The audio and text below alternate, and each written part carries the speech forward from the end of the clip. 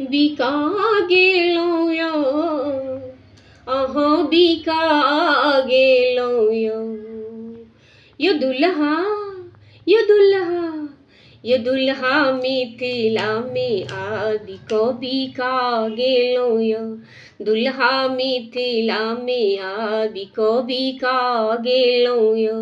अहाँ बिका गेलौं यौ, हम खरीद लेलौं यौ। अहाँ बिका गेलौं यौ, हम खरीद लेलौं यौ।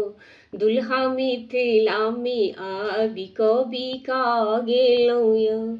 अहाँके बाबूजी पतित टाका गना लेलनि अधिक। अहाँके बाबूजी पतित टाका गना लेलनि अधिक।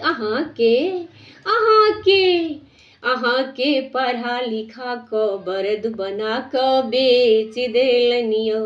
दुल्हा मिथिला में आबि कऽ बिका गेलौं यौ।